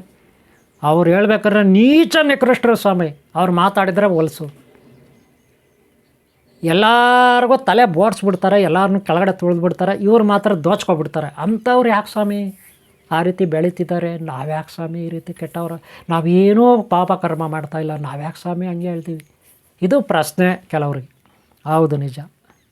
ನೋಡ್ರಿ, ಯಾವುದೇ ಬೀಜ ಆಗಲಿ ಪ್ರಪಂಚದಲ್ಲಿ, ಯಾವುದೇ ಬೀಜ ಆಗಲಿ, ಬೀಜಗಳಿರ್ತಾವಲ್ಲ, ಕಡಲೆಕಾಯಿ ಬೀಜ, ತೊಗರಿ ಬೀಜ, ಕಡಲೆಬೇಳೆ, ಮಾವಿನ ಹಣ್ಣು, ಹಲಸಿನ ಹಣ್ಣು, ನೀವು ಯಾವುದೇ ಬೀಜ, ಅದು ರುದ್ರಾಕ್ಷಿ ಬೀಜನೋ, ಬೇವಿನ ಬೀಜನೋ, ಹರಳೆ ಬೀಜನೋ, ಆಲದ ಮರ, ಬೋಧಿ ವೃಕ್ಷ ಬೀಜನೋ, ತಪಸ್ಸ ಬೀಜನೋ, ಯಾವುದಾದ್ರೂ ಆಗಲಿ ಇವ್ರಿ, ಬಿಲ್ವ ಮರದ್ದು, ಹಸಿ ಮೆಣಸಿನ್ಕಾಯಿ, ಒಣಮೆಣಸ್ಕಾಯಿ ಬೀಜನ, ಬದನೆಕಾಯಿ, ಆಲೂಗಡ್ಡೆನೋ, ಏನಾದರೂ ಸರಿ ರೀ, ಮಾವಿನಕಾಯಿನೋ, ಹಲಸಿನಕಾಯಿನೋ, ಚೇಪೆಕಾಯಿನೋ, ಕಿತ್ತಳೆ ಹಣ್ಣೋ, ದಾಳಂಬರಿನೋ, ನೀವು ಬೀಜ ಉಣಿದ್ಮೇಲೆ ಅದು ಮೊಳಕೆ ಆಗಬೇಕು. ಅದಕ್ಕೆ ಒಂದಷ್ಟು ದಿನ ಟೈಮ್ ತಗೊಳುತ್ತೆ. ಆ ಮೊಳಕೆ ಆದಮೇಲೆ ಗಿಡ ಆಗಬೇಕು, ಅದಕ್ಕೂ ಒಂದಷ್ಟು ದಿನ ಟೈಮ್ ತಗೊಳುತ್ತೆ. ಆಮೇಲೆ ಅದು ಸ್ವಲ್ಪ ಮರ ಆಗಬೇಕು, ಅದಕ್ಕೂ ಒಂದಷ್ಟು ದಿನ ಟೈಮ್ ತಗೊಳುತ್ತೆ. ಆಮೇಲೆ ಹೂವು ಬಿಡಬೇಕು, ಅದಕ್ಕೂ ಒಂದಷ್ಟು ದಿನ ಟೈಮ್ ತಗೊಳುತ್ತೆ. ಆಮೇಲೆ ಅದು ಕಾಯಿ, ಕಚ್ಚಾ ಕಾಯಿ ಆಗುತ್ತೆ, ಇಷ್ಟಿಷ್ಟಪ್ಪ ಸಣ್ಣ ಸಣ್ಣ ಕಾಯಿ, ಆಮೇಲೆ ದೊಡ್ಡ ಕಾಯಿ ಆಗುತ್ತೆ, ಆಮೇಲೆ ಫಲ ಬರುತ್ತೆ ಅಲ್ವಾ. ಹಾಗೆ ನಮ್ಮ ಜೀವನದಲ್ಲಿ ಒಳ್ಳೆಯದೇ ಮಾಡಲಿ ಕೆಟ್ಟದೇ ಮಾಡಲಿ ನಿಧಾನಕ್ಕೆ ಫಲ ಕೊಡುತ್ತೆ. ಕೆಟ್ಟವ್ರಿಗೆ ಕೆಲವು ಸಾರಿ ಬೇಗನೆ ಅವ್ರಿಗೆ ಉದ್ಧಾರ ಆಗಿಬಿಡ್ತಾರೆ. ಕೆಟ್ಟವ್ರು ಒಳ್ಳೇದು ಮಾಡ್ತಾರಲ್ಲ, ಒಳ್ಳೇದು ಮಾಡಿರಲ್ಲ ಅವರು, ಯಾವುದೋ ಹಿಂದಿನ ಜನ್ಮದಲ್ಲಿ ಅವ್ರು ಯಾವುದೋ ಒಳ್ಳೇದಾಗಿರ್ತಾರೆ. ಅವ್ರ ಅಪ್ಪ ಅಮ್ಮ ಒಳ್ಳೇದು ಮಾಡಿರ್ಬೋದು, ಅವ್ರ ತಾತ ಮುತ್ತಾತ ಒಳ್ಳೇದು ಮಾಡಿರ್ಬೋದು, ಇಲ್ಲ ಅವ್ರ ಹೆಂಡ್ತಿಗಳು ಒಳ್ಳೇದು ಮಾಡಿರ್ಬೋದು, ಇಲ್ಲ ಗಂಡ ಒಳ್ಳೇದು ಮಾಡ್ಬೋದು, ಅದರಿಂದ ಅವ್ರಿಗೆ ಒಳ್ಳೇದಾಗುತ್ತೆ. ನೀವು ಅನ್ಕೊಬಿಡ್ತೀರಾ, ಇವರು ಕೆಟ್ಟವರೆಲ್ಲ ಹೆಂಗೆ ಉದ್ಧಾರ ಆಗೋಕ್ಕೆ ಸಾಧ್ಯ ಅಂತ. ಖಂಡಿತ ಹಾಗಲ್ಲ. ಅವರು ಪೂರ್ವಿಕರು, ಅಪ್ಪ ಅಮ್ಮ ತಾತ ಮುತ್ತಾತ ಯಾರೋ ಒಳ್ಳೆಯವರಾಗಿರ್ತಾರೆ, ಅದ್ರ ಫಲ ಅವ್ರಿಗೆ ಸಿಗ್ತಾ ಇರುತ್ತೆ ಒಂದೇದು. ಇಲ್ಲ ಇವರೇ ಹಿಂದಿನ ಜನ್ಮದಲ್ಲಿ ಒಳ್ಳೇದು ಮಾಡಿರ್ತಾರೆ, ಅದಕ್ಕೆ ಅದ್ರ ಫಲ ಈಗ ಅವ್ರಿಗೆ ಸಿಗ್ತಾ ಇರುತ್ತೆ. ಆದರೆ ನೀವೇನು ಮಾಡಿದಿರೋ ಪಾಪ ಗೊತ್ತಿಲ್ಲ, ಹಿಂದಿನ ಜನ್ಮದಲ್ಲಿ ಈಗ ಕಷ್ಟ ಅನುಭವಿಸ್ತಿರ್ತೀರ. ಅಥವಾ ಈ ಕುಚೋದ್ಯ ಕುತಂತ್ರಗಳಿಗೆ ಸಿಲುಕ್ಬಿಟ್ಟು, ಈ ಕುಚೋದ್ಯ ಕುತಂತ್ರ ಅನ್ನೋ ಭೂಕಂಪ ಸುನಾಮಿಗಳು, ಇವರು ಭೂಕಂಪ ಸುನಾಮಿಗಳು ಕ್ಷುದ್ರ ಗ್ರಹಗಳು ಇದ್ದಂಗೆ, ಒಂಥರ ಭೂತ ಪ್ರೇತ ಪಿಶಾಚಿ, ಹಾಗೆ ಅಧರ್ಮಿಗಳಿವರು, ಹಾಗೆ ದುಷ್ಟರು ಇವರು. ಇವರ ಕುಚೋದ್ಯ ಕುತಂತ್ರಕ್ಕೆ ನೀವು ಸಿಕ್ಕಾಕೊಂಡು ಕಷ್ಟ ಅನುಭವಿಸ್ತಾ ಇರ್ತೀರ, ಅಷ್ಟೇ ಹೊರತು ಬೇರೆ ಇನ್ನೇನಿಲ್ಲ. ಆದರೆ ನೀವು ನಿಧಾನಕ್ಕೆ ನಿಮ್ಮ ಪುಣ್ಯಶಕ್ತಿ ಫಲ ಕೊಡುತ್ತೆ. ಬೀಜ ಮೊಳಕೆ ಆಗಿ ಗಿಡವಾಗಿ ಹೂವಾಗಿ ಕಾಯಿ ಬಿಟ್ಟು ಹಣ್ಣು ಬಿಡುತ್ತಲ್ಲ, ಆ ರೀತಿ. ಅದಕ್ಕೆ ನೀವು ವೆಯ್ಟ್ ಮಾಡಬೇಕು ಸ್ವಲ್ಪ ದಿನ. ನಿಮಗೆ 60 ವರ್ಷ ಆದಮೇಲೆ ಅಥವಾ 50 ವರ್ಷ ಆದಮೇಲೆ ಅಥವಾ 45 ವರ್ಷ ಮೇಲ್ಪಟ್ಟಾಗ ಖಂಡಿತ ನಿಮ್ಗೆ ಒಳ್ಳೆಯದಾಗುತ್ತೆ. ಅಲ್ಲಿವರೆಗೂ ನಿಮ್ಮ ಕಷ್ಟಗಳು ಇರ್ಬೋದು ಅಷ್ಟೇ. ಆಮೇಲೆ 45 ವರ್ಷ ಮೇಲೆ ಯಾವಾಗೂ ಪ್ಲಸ್ ಪಾಯಿಂಟೇ ನಿಮಗೆ. ಆದರೆ ಕೆಟ್ಟವರಿಗೆ ಯಾವಾಗೂ ನೆಗೆಟಿವ್ ಪಾಯಿಂಟ್, ಯಾವಾಗ ಮೈನಸ್ ಪಾಯಿಂಟೇ. 45 ವರ್ಷ ಆದಮೇಲೆ ಕೆಟ್ಟವರಿಗೆ ನೆಗೆಟಿವ್ ಪಾಯಿಂಟು. ಆಮೇಲೆ ಅವರಿಗೆ ಕಷ್ಟಗಳು ಸ್ಟಾರ್ಟ್ ಆಗುತ್ತೆ. 50 ವರ್ಷ ಆದಮೇಲೆ, 55 60 ವರ್ಷ ಆದಮೇಲೆ ಇನ್ನೂ ಜಾಸ್ತಿ ಆಗುತ್ತೆ. 70 ವರ್ಷ ಆಗ್ಬಿಡ್ತಂದ್ರೆ ಅವ್ರಿಗೆ ಎಲ್ಲೆಲ್ಲದ ಕಷ್ಟಗಳು ನೋಡ್ರಿ. ಅಷ್ಟೊತ್ತಿಗೆ ಅವ್ರಿಗೆ ಮಕ್ಕಳು ಮೊಮ್ಮಕ್ಕಳಾಗಿರ್ತಾರೆ, ಅವರೆಲ್ಲ ಅವ್ರಿಗೆ ಬೋಡಿಸ್ಬಿಡ್ತಾರೆ ಕೆಟ್ಟವ್ರಿಗೆ. ಆವಾಗ ಗೊತ್ತಾಗುತ್ತೆ ಅವ್ರಿಗೆ ಅವ್ರದ್ದು ಇವ್ರದ್ದು ದೋಚಿದ್ದೆ, ಈಗ ನನ್ನ ಮಕ್ಕಳು ಮೊಮ್ಮಕ್ಕಳು ಸೊಸೆಗಳೇ ನನ್ನ ಹತ್ರ ದೋಸ್ತಿದ್ದಾರೆ ಅಂದ್ಬಿಟ್ಟು ಅವಾಗ ಜ್ಞಾನೋದಯ ಆಗುತ್ತೆ. ಆದರೆ ಏನು ಮಾಡೋಕ್ಕಾಗುತ್ತೆ, ವಯಸ್ಸಾಗಿರ್ತದೆ, ರೋಗ ಬೇರೆ ಬಂದಿರ್ತದೆ, ಕಿಡ್ನಿ ಪೈಲರ್, ಆ ಪೈಲರ್, ಈ ಪೈಲರ್, ಇನ್ನೊಂದು ಪೈಲರ್, ಮತ್ತೊಂದು ಪೈಲರ್ ಆಗೇ ಇರ್ತದೆ ಶರೀರದಲ್ಲಿ. ಹಾಸ್ಪಿಟ್ಲಲ್ಲಿ ಕೊಳಿತಿರ್ತಾರೆ, ಅವ್ರ ಹತ್ರ ಯಾರು ನೋಡೋಕ್ಕೂ ಹೋಗಲ್ಲ, ಹೋದ್ರೂ ಅವ್ರ ಹತ್ರ ಕಿತ್ಕೊಳಕ್ಕೆ ನೋಡ್ತಿರ್ತಾರೆ. ಆವಾಗ ಗೊತ್ತಾಗುತ್ತೆ ಅವ್ರಿಗೆ ನರಕ ಅಂದ್ರೆ ಏನು ಅಂತ ಕೆಟ್ಟವ್ರಿಗೆ. ಆವಾಗ ನರ ನರ ನರ ನರ ಸತ್ತ ಪ್ರಾಣಿ, ಯಾವುದೋ ಒಂದು ಪ್ರಾಣಿ ಇದೆಯಲ್ಲ ಆ ಥರ ಆಗಿರ್ತದೆ. ಆವಾಗ ಯಾರು ಅವ್ರು ಸಹಾಯ ಮಾಡಲ್ಲ. ಘೋರ ನರಕ ವಯಸ್ಸು ಆಗೇ ಇರ್ತದೆ, ಹೇಳೋಕ್ಕೂ ಕೂತ್ಕೊಳ್ಳೋಕ್ಕೂ ಆಗಲ್ಲ. ಆವಾಗ ಟ್ರೀಟ್ಮೆಂಟ್ ಕೊಟ್ಟರೆ ಅಲ್ಲನ್ರಿ ಚೆನ್ನಾಗಿರೋದು ಅವ್ರಿಗೆ. ಅದೇ ವಯಸ್ಸಿನಲ್ಲಿ ಓಡಾಡೋವಾಗ ಕೊಟ್ಟರೆ ಏನು ಪ್ರಯೋಜನ ಆಗುತ್ತೆ? ಶಕ್ತಿ ಇರೋವಾಗ ಟ್ರೀಟ್ಮೆಂಟ್ ಕೊಟ್ಟರೆ, ಶಿಕ್ಷೆ ಕೊಟ್ಟರೆ ಏನು ಪ್ರಯೋಜನ ಆಗುತ್ತೆ? ಅದಕ್ಕೆ ನೋಡ್ರಿ, ಧರ್ಮರಾಜ ಇಂಥ ದುಷ್ಟರಿಗೆ ವಯಸ್ಸಾದ್ಮೇಲೆ ಕೊಡೋದು ಶಿಕ್ಷೆ. ಅದೇ ಒಳ್ಳೆಯವ್ರಿಗೆ ಶಕ್ತಿ ಇರೋವಾಗಲೇ ಶಿಕ್ಷೆ ಕೊಡ್ತಾನೆ. ಒಳ್ಳೆಯವ್ರಿಗೆ ಶಕ್ತಿ ಇರೋವಾಗಲೇ ಶಿಕ್ಷೆ ಕೊಡ್ತಾನೆ. ಅದಕ್ಕೆ ಮೊದಲು ಒಳ್ಳೆಯವ್ರಿಗೆ ಕಷ್ಟ ಬರುತ್ತೆ, ಯಾಕಂದರೆ ತಡ್ಕೊಳ್ಳೋ ಶಕ್ತಿ ನಮಗಿರುತ್ತೆ ಒಳ್ಳೆಯವ್ರಿಗೆ. ಅದೇ ಕೆಟ್ಟವ್ರಿಗೆ ಕೊಟ್ಬಿಟ್ರೆ ಅವರು ತಡ್ಕೊಬಿಡ್ತಾರೆ. ಅದಕ್ಕೆ ಕೆಟ್ಟವ್ರಿಗೆ ಫಸ್ಟು ಟ್ರೀಟ್ಮೆಂಟ್ ಕೊಡಲ್ಲ. ಅವ್ರ ಪಾಪದ ಚುಕ್ತ ಏನಿದ್ರು ವಯಸ್ಸಾದ್ಮೇಲೆ. ಈಗ ಅರ್ಥ ಆಗಿರ್ಬೇಕಲ್ಲ ಲಾಜಿಕ್ಕು. ಅದಕ್ಕೆ ನಾವು ಯಾವಾಗ ತಾಳ್ಮೆಯಿಂದ ಕಾಯಬೇಕು.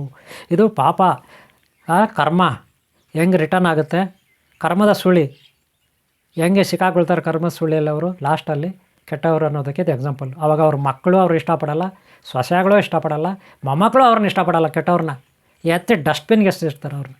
ಅವ್ರ ಚರಿತ್ರೆ ಎಲ್ಲರೂ ಗೊತ್ತಲ್ಲ, ಯಾರೂ ಅವ್ರು ಸಹಾಯ ಮಾಡಲ್ಲ. ಒಂಟಿ ಆಗ್ತಾರೆ. ಸಹಾಯವಾಗಿ ಎಲ್ಲ ಇದ್ದಿತ್ತಾಗೆ 1 2 3 ಎಲ್ಲ ಇದ್ದಿತ್ತಾಗೆ. ಅಪ್ಪ ಅದೊಂದು ಭಯಾನಕವಾಗಿ ಫುಲ್ಲು ಸ್ಮೆಲ್ ಇರ್ತದೆ, ಅವ್ರ ಹತ್ರ ಹೋಗೋಕ್ಕೆ ಆಗಲ್ಲ, ಆ ಥರ ಇರ್ತದೆ. ನೀವು ನೋಡಿ ಬೇಕಾರೆ. ಇದು ಕರ್ಮದ ಸುಳಿಯಲ್ಲಿ ಕರ್ಮ ಇಸ್ ರಿಟರ್ನ್. ಓಕೆನಾ? ಈ ಪಾರ್ಟ್ನ ನಾನು ಇಲ್ಲಿ ಮುಗಿಸ್ತಾ ಇದ್ದೀನಿ. ದಯವಿಟ್ಟು ಯಾವಾಗ ಒಳ್ಳೆ ಕರ್ಮಗಳು ಮಾಡಿ. ಅದಕ್ಕಿರೋದು ಒಂದೇ ದಾರಿ.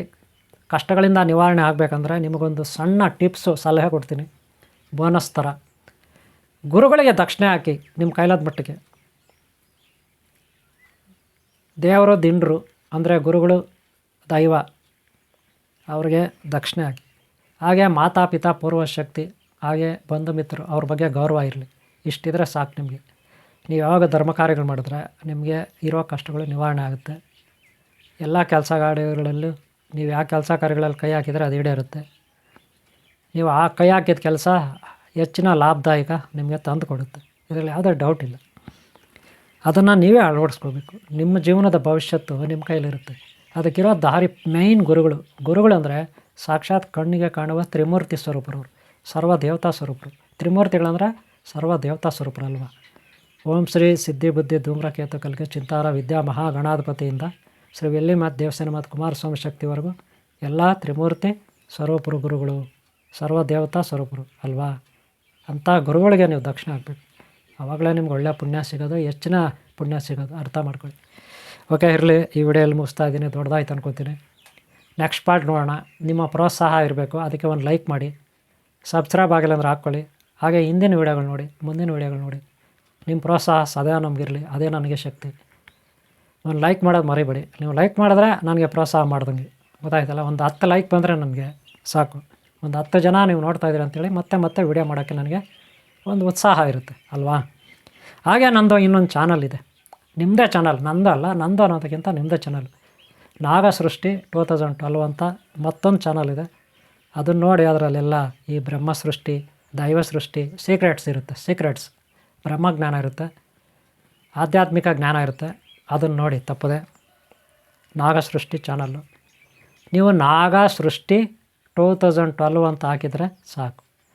ಆ ಚಾನಲ್ ಸರ್ಚ್ ಮಾಡಿ ಯೂಟ್ಯೂಬ್ ಚಾನಲ್ಲು, ಅದನ್ನು ನೋಡಿ ಸಬ್ಸ್ಕ್ರೈಬ್ ಮಾಡ್ಕೊಳ್ಳಿ. ಓಕೆನಾ. ನಿಮ್ಗೇನಾದರೂ ಸಲಹೆ ಬೇಕಂದರೆ ನನ್ನ ನಂಬರ್ ಕೇಳಿ ಕೊಡ್ತೀನಿ. ವಾಟ್ಸಪ್ಪಲ್ಲಿ ಕನೆಕ್ಟ್ ಆಗಿ. ನಿಮ್ಗೆ ಒಳ್ಳೆಯದಾಗಲಿ. ನಿಮ್ಮನ್ನ ಯಾರು ಇಷ್ಟಪಡ್ತಾರೆ, ಒಳ್ಳೆಯವ್ರ ಧರ್ಮ ಅಂತರೂ ಎಲ್ಲರಿಗೂ ಒಳ್ಳೆಯದಾಗಲಿ. ಓಂ ಶಾಂತಿ, ಓಂ ಶಾಂತಿ, ಓಂ ಶಾಂತಿ ಮಿತ್ರರೇ.